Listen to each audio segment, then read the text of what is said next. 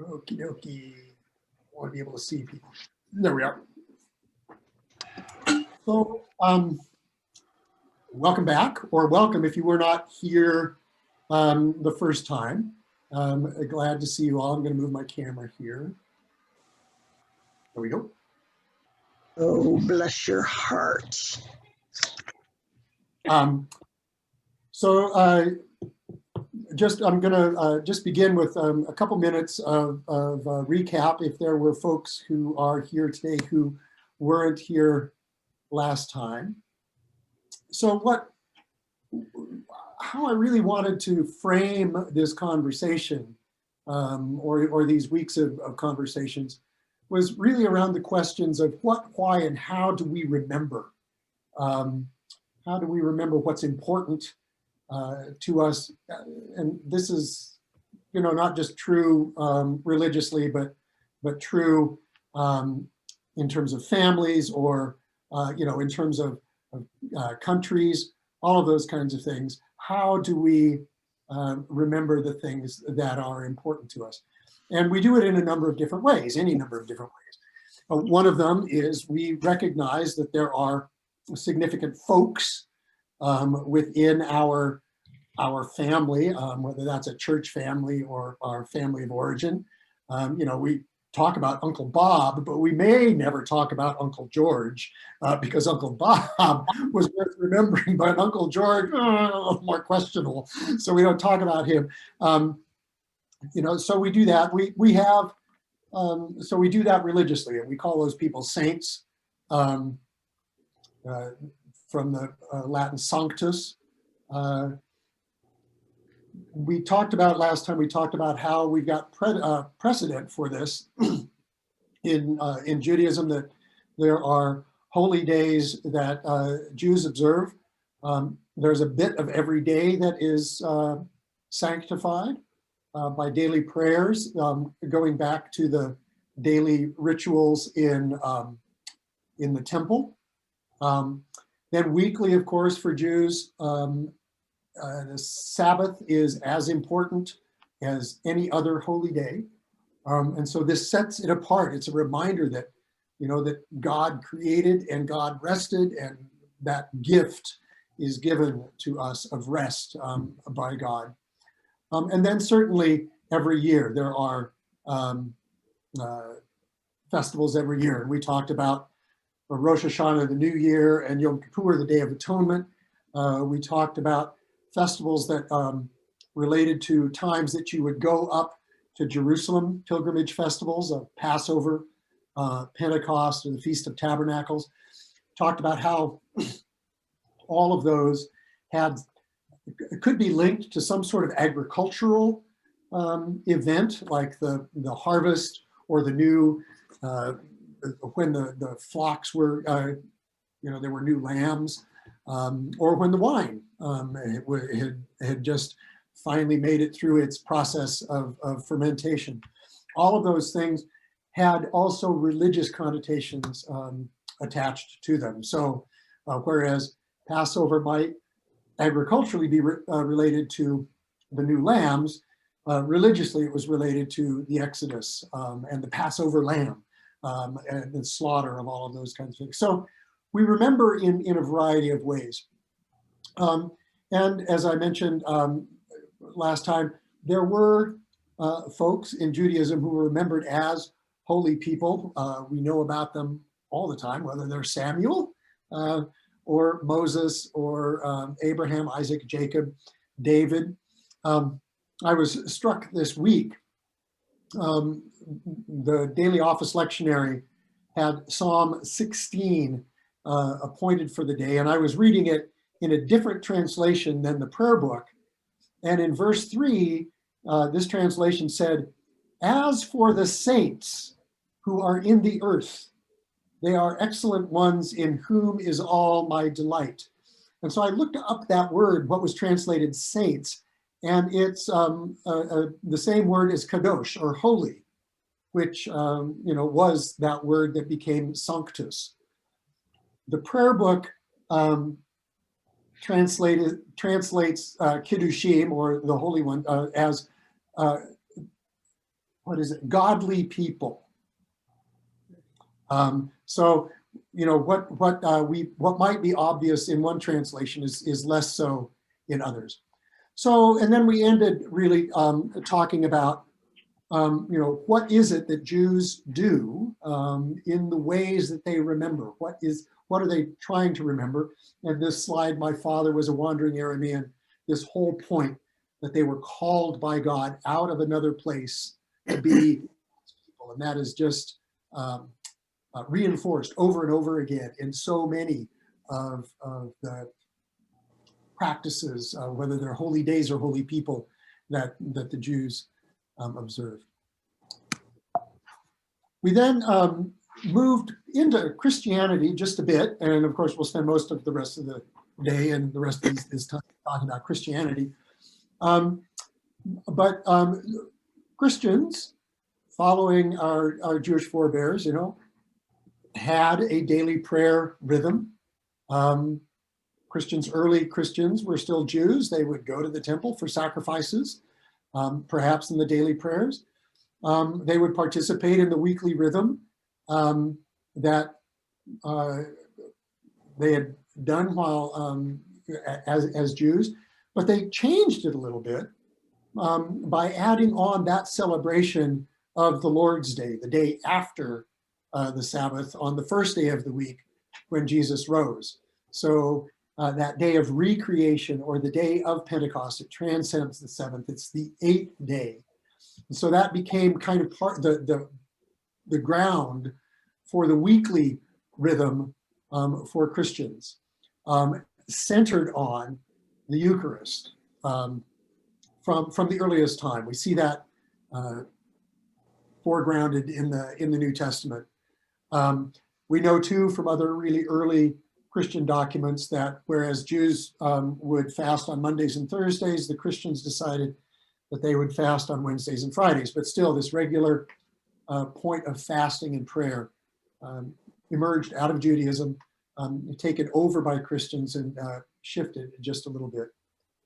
And pointed out that in the New Testament, we have evidence very early on that there were holy people who were remembered, saints, if you wanted to call them that, holy people who were already remembered as the New Testament was being written. The first being Stephen, the deacon, the martyr, who was stoned for preaching the gospel. And at his stoning, Saul, who became Paul, was a witness to that, tying that together. And then these references in the book of Revelation to holy people. Those, and in Revelation, like with Stephen, the folks who were remembered were the martyrs at that point, the people who had given their lives for the faith. So that's what we talked about last time. Before I move to the next slide, I want to see if there were any questions that remained or arose between last week and this on this topic. After last week, I was wondering if the Holocaust would ever be remembered as a holy day.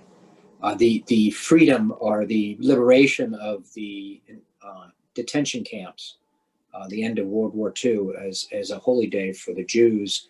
And as a follow-up question, I also wondered, is a requirement of a saint to be part of that specific religion?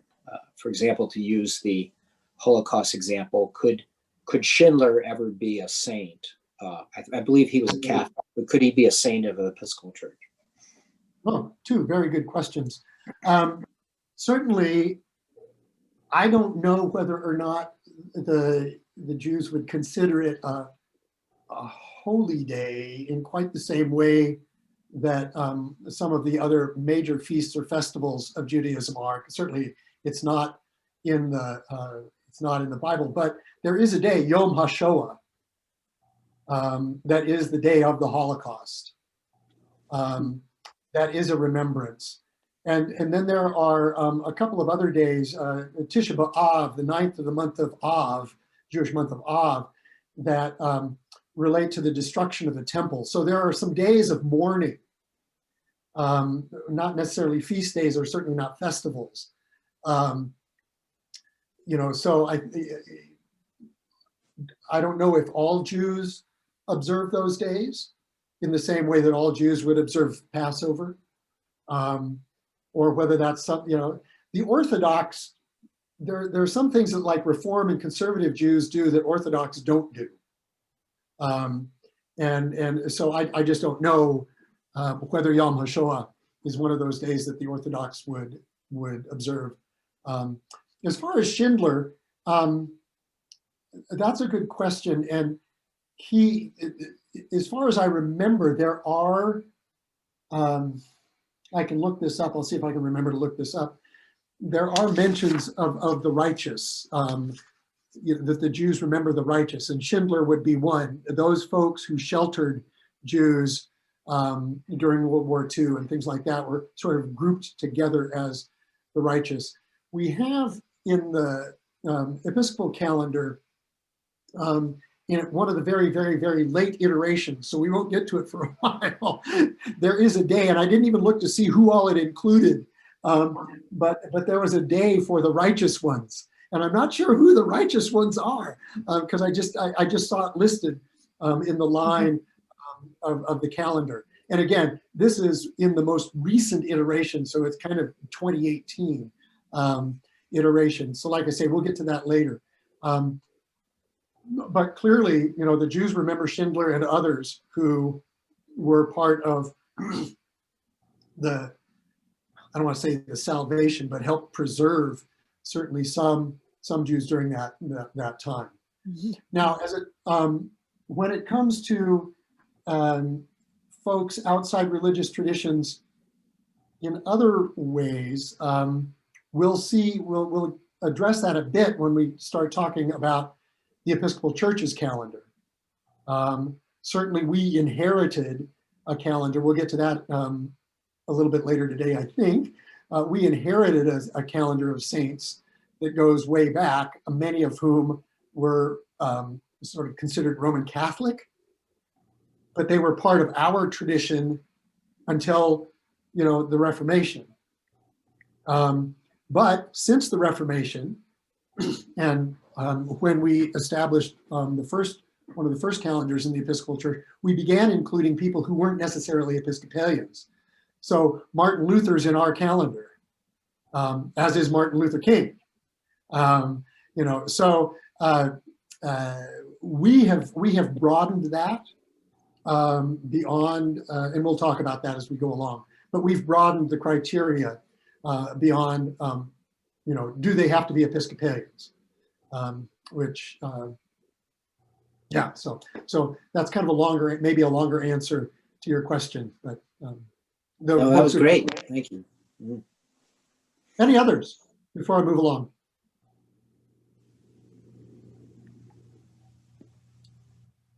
So, hearing none. So, like the Jews, early Christians not only had sort of a daily and a weekly calendar, but very early on was somebody want to say something? Okay. Very early on began to develop an annual rhythm. And that was certainly focused around Easter. So we see this in some of the earliest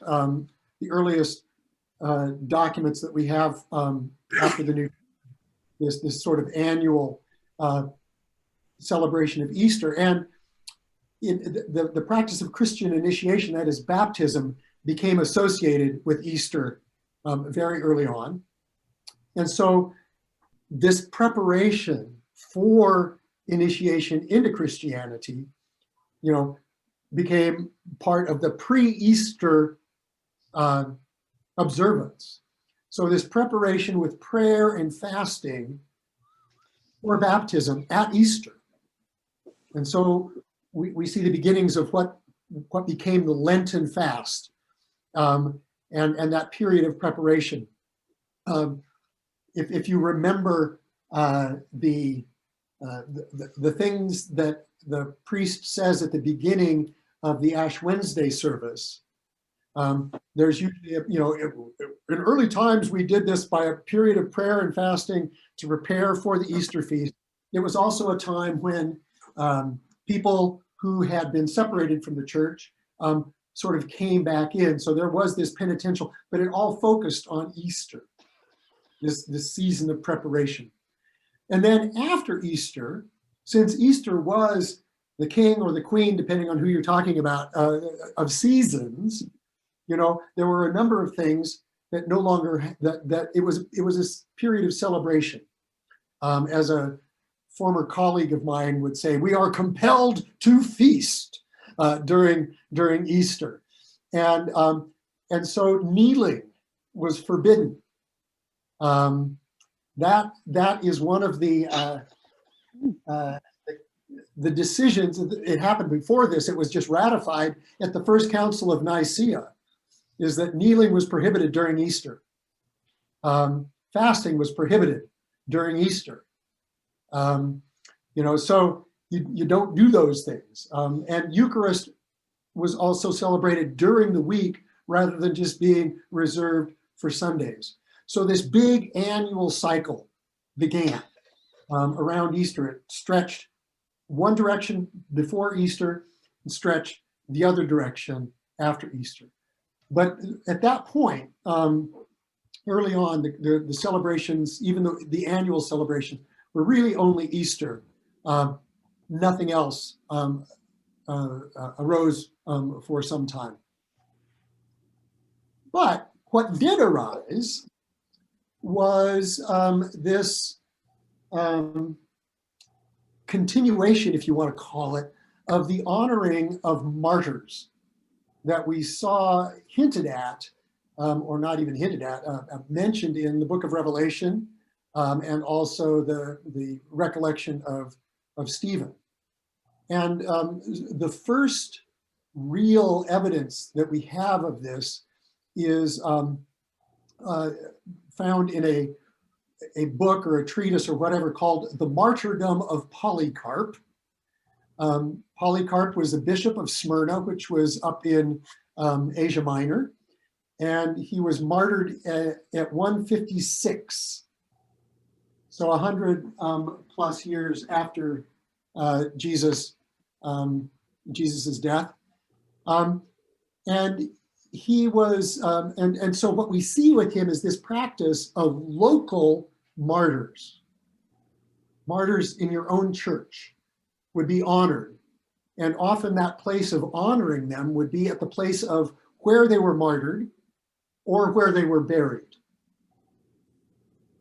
So from this, I'm just going to read a little bit from the martyrdom of Polycarp.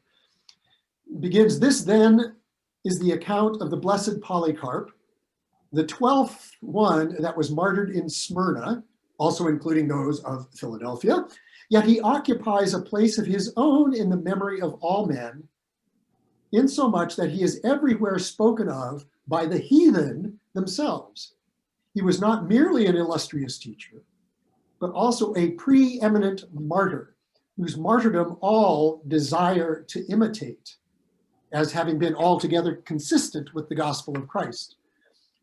For having through patience overcome the unjust governor, and thus acquired the crown of immortality, he now, with the apostles and all the righteous ones in heaven, joyfully glorifies God, even the Father, and blesses our Lord Jesus Christ, the Savior of our souls, the governor of our bodies, and the shepherd of the church throughout the world."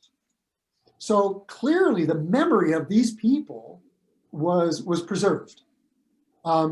And in another place, you see there on the slide, why do we remember him? Well, we remember him both in memory of those who have already contested and for the practice and training of those whose fate it shall be. So the purpose of remembering the martyr was, on the one hand, to honor this person, but also to teach those coming after. All right? And that the martyrdom was seen as the birthday into the kingdom of God. And so you celebrate the death day of a martyr, not the birthday in most circumstances. And very early on, we saw in other documents, we see that the martyr is in heaven and is able to offer prayers on behalf of the faithful. So becomes an object of prayer, him or herself. Blessed Polycarp, pray for us. Becomes, like I say, early on we see that. We also read in the martyrdom that, and this will be a little bit more important as we move on, that they collected, the people collected his bones, more precious than jewels of great price. So here in the 2nd century, the question of collecting relics of a martyr or of a saint is established and attested to. So the one thing I wanted to say too about the martyrdom being seen as a birthday, in our Book of Common Prayer, in our book of Lesser Feasts and Fasts, Martin Luther King Jr., his birthday is tomorrow. And so we as a nation remember him on his birthday. The church has as the prime feast of Martin Luther King Jr., April 4th, which was the day of his martyrdom. And so in the prayer book, it allows for an observance on either day. There's a little bit of a nod towards our national practice, so that maybe we don't seem out of step or something. But in general, martyrs are remembered on the day of their martyrdom, not on any other day. Again, there are some exceptions. The Nativity of John the Baptist is a feast day, as is his death day, which falls on my birthday, but that's neither here nor there. And then the last thing I want to say, and then I'll see if there are any questions. Well, I'll get to the next slide, see if there are questions, is martyrs are those who gave their lives, who suffered this supremely. There's another category called confessors. And these are people who suffered but did not die. So they might have been tortured or imprisoned, exiled or something like that. So there are martyrs and confessors. We may run into both of them as we go through our list of saints. But they are both those who suffered for the faith. The martyrs are just those who suffered supremely. So that question, what is being remembered in these celebrations, the annual celebrations, the calendar celebrations, but also in terms of the martyrs? What are we remembering? What are we celebrating, and how are we doing it? Or what other questions might you have at this point? I have a question. In the hierarchy, are martyrs higher than confessors? I mean, is there a hierarchy of that? Yes. Okay. It's kind of like there are the seraphim and the cherubim and the archangels and the angels. And then you might have the martyrs and then confessors. So yeah, they didn't have to go all the way. They may have had to. You could say maybe they just lucked out. But yeah, there is somewhat of a hierarchy. Gary, just as an example, we had a confessor last week as one of the saints of the day, Hilary of Poitiers. Marcia, you should appreciate this. It's almost like your name. But he was exiled for his belief in the Trinity. He wasn't killed, Right. but Right. he was a saint of the day last week. Yeah, we'll come across another one, a British one, Saint Edward the Confessor. Mm-hmm. You know, so some of them we remember, we add confessor to their name. Others, martyr is added to their name, like Justin Martyr, or we talk about the martyrdom of Polycarp. So yeah, so some saints are remembered for, and we'll talk about why are saints remembered as we go forward. You know, but in this case, you know, the question is what is being remembered? This is before the church is legal. Being a Christian can be really problematic. And so one of the things that's being remembered is that if you think about what the story about Polycarp said, is that this guy was killed and now he's up there, he's talking to God and Jesus. You know, isn't that aren't you willing to go through a little of this so that you could be up there talking to God and Jesus? You know, so there's this sense of forming new Christians or you know, existing Christians in what it means to really be faithful. And we do this by retelling the story. We celebrate around the tomb, or the place of martyrdom. We celebrate around there as that sort of tangible reminder of what it is to be faithful to the end.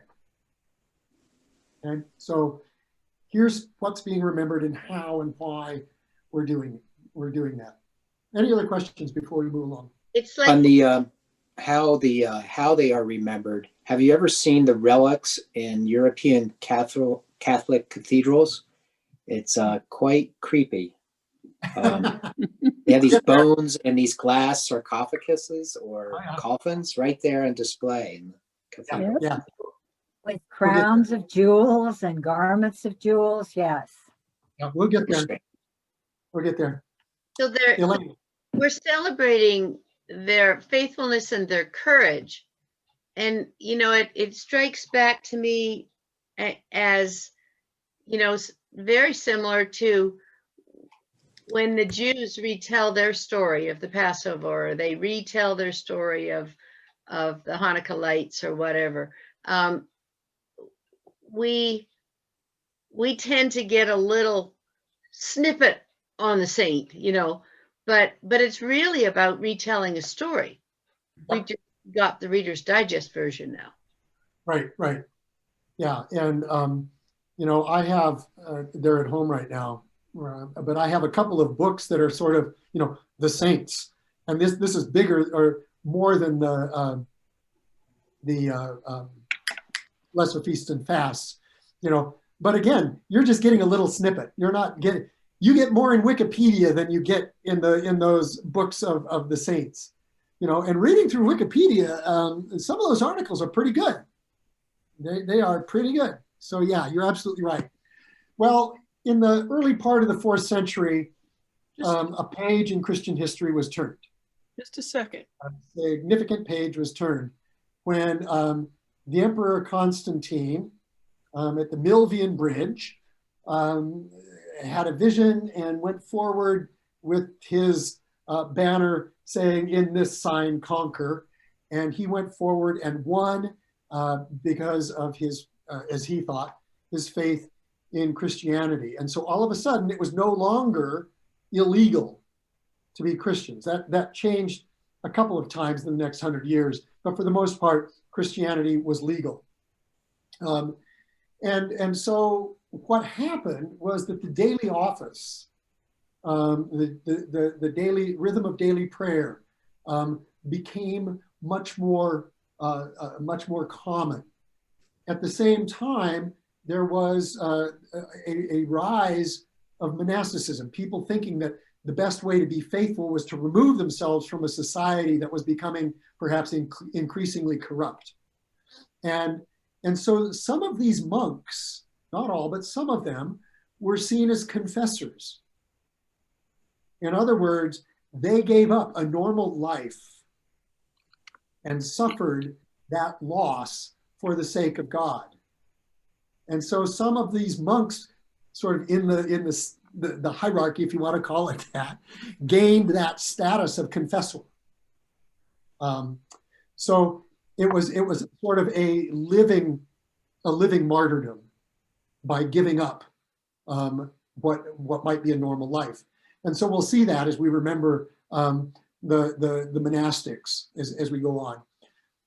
That weekly celebration of the Eucharist became public. And Sunday was no longer a work day under Constantine in quite the same way. So Constantine, like I say, there was a lot that changed, and a lot that changed in the way that Christians celebrated daily, weekly, but also annually. And this is where, in the early 4th century, during Constantine's time, we start to see these festivals of Jesus, Sol Invictus, this invincible sun. This festival, pagan festival, celebrated on right around the solstice in December, became turned into Christmas, the birth of Jesus. Similarly, down in Egypt, the winter solstice, which they celebrated on January 6th, strange day, January 6th, was the day that the sun god made his appearance and was honored with light and water and wine. So we begin to see how Christianity can sort of adopt or overlay itself on top of what's already there, helping the transition from one faith stance, paganism, to another faith stance, Christianity. And Christians did this for centuries as we expanded our realm. At the same time as these calendar celebrations, if you want to call it that, were happening, churches were being built in Jerusalem over sites that were significant in Christian history. So the Church of the Holy Sepulchre, over the place where Jesus was buried. There were various churches built around Jerusalem celebrating various significant times in Jesus's life and ministry, and they became sites of pilgrimage. So we learn about this very early on. Helena, Saint Helena, Constantine's mother, was really instrumental in building some of these churches in Jerusalem. And then we've got this travel log, if you want, by a woman from Gaul by the name of Egeria, who made this pilgrimage to be in Jerusalem for Easter and Holy Week. And the description that she gives of all of the festivals that are happening, all the rituals that are happening in Holy Week, just go to show how ritualized memory had become with being in certain places at certain times, how you move from one place to another, how you remember. You do it with your body, you do it by being in different places. And then at the same time, there started to be the Great 50 Days. And what were all of these Great 50 Days after Easter? So Pentecost at the end, of course, Pentecost being Shavuot, that's just another word for a Jewish festival, Shavuot. But they also began to observe the Feast of the Ascension, 40 days after the resurrection. So all of these things, these days of observance, began to be fleshed out for Christians in these early years after Christianity became legal. Other days of our Lord began to be recognized as well. Significant for Jesus, not necessarily just Jesus. So an example would be, as I already mentioned, the Nativity of John the Baptist. How do we get the Nativity of John the Baptist? Well, he was Elizabeth was 6 months pregnant when Mary went to see her, right? And the kid jumped in Elizabeth's womb. Mm-hmm. So we know that John the Baptist was 6 months older than Jesus. So he was born 6 months before Jesus, which would mean June 24th. Okay, we start attaching days to these significant things. The Annunciation, of course, when Mary was told that she would conceive, is 3 months before she goes to see Elizabeth. So that's and 9 months before Jesus was born. So we've got the Feast of the Annunciation happening on March 25th. So these days began to be established early on, when Christians could sort of worship more freely, not being illegal anymore. So questions at this point, you know? So the question now is what's being remembered and how and why and what's different about this. Thoughts?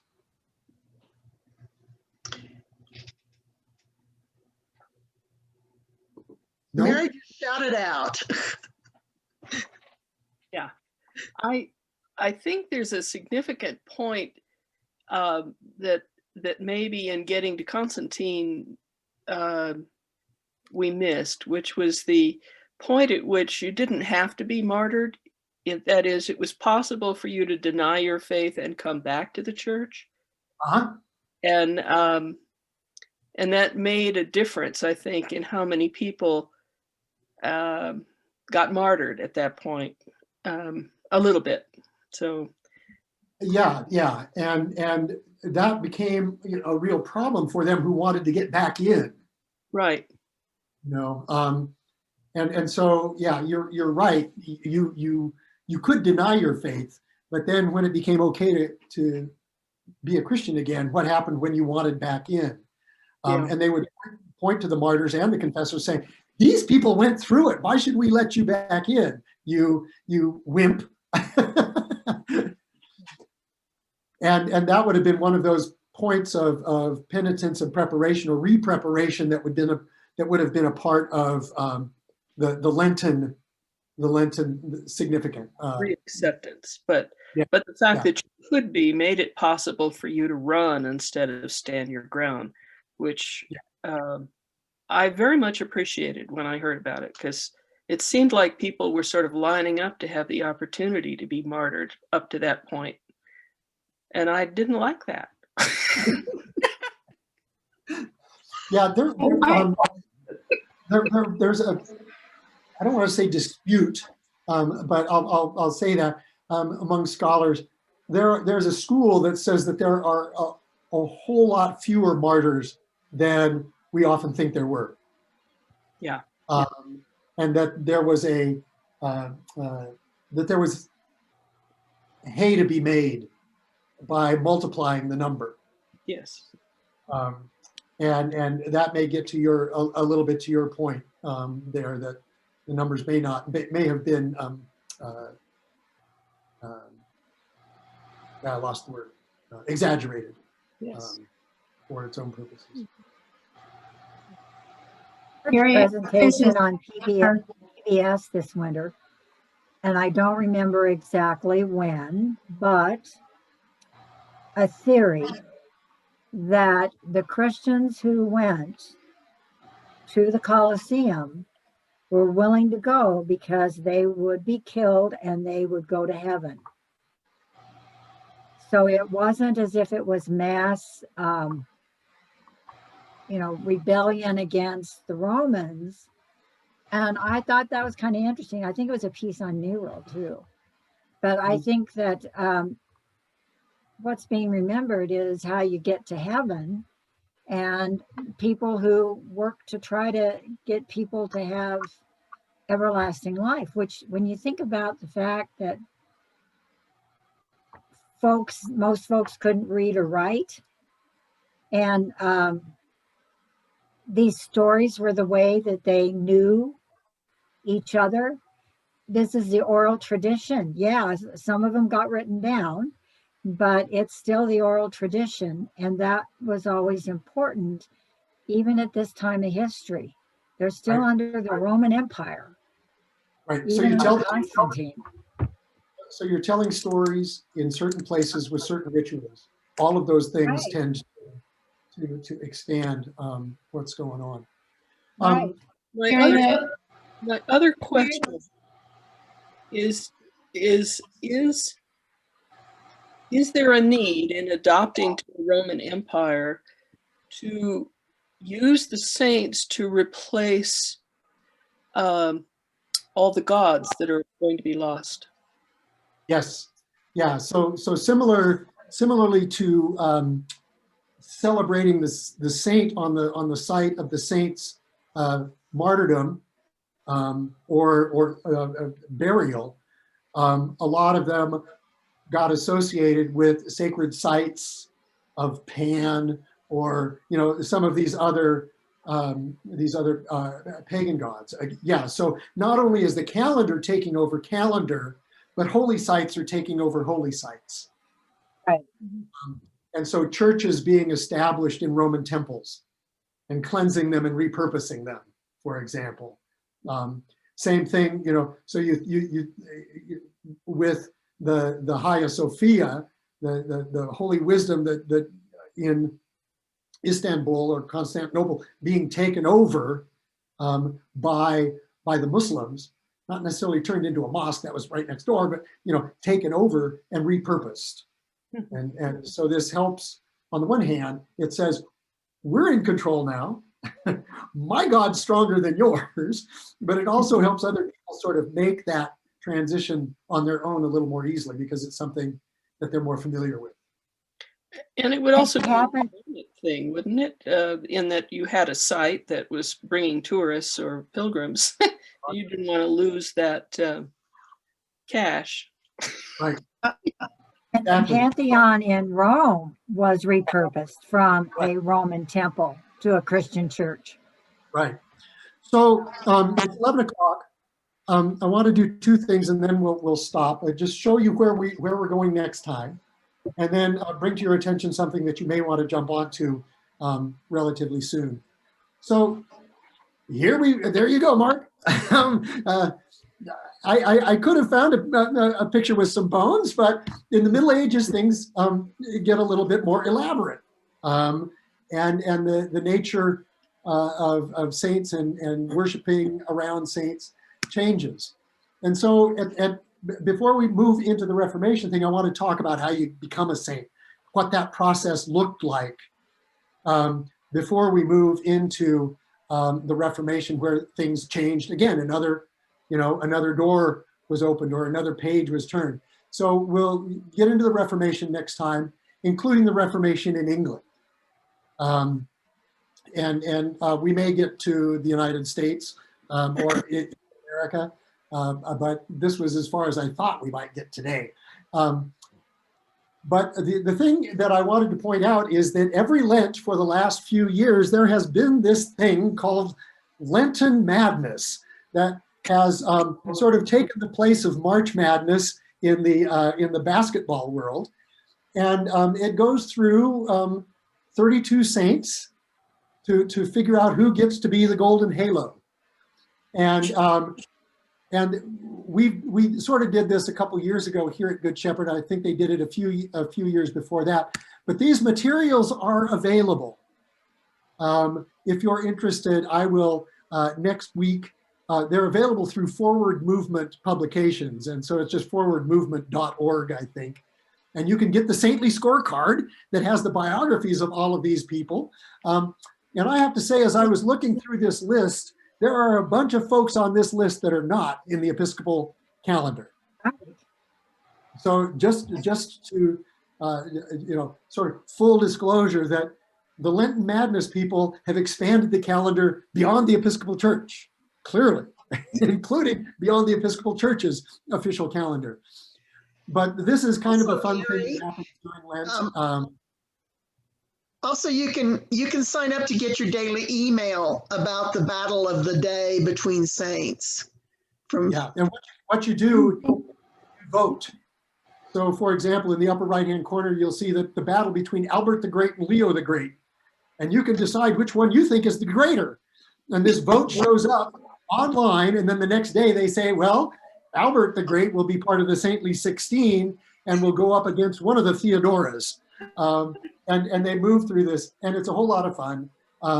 2 years ago, the winner of the Golden Halo was Martha of Bethany. And that's why when, I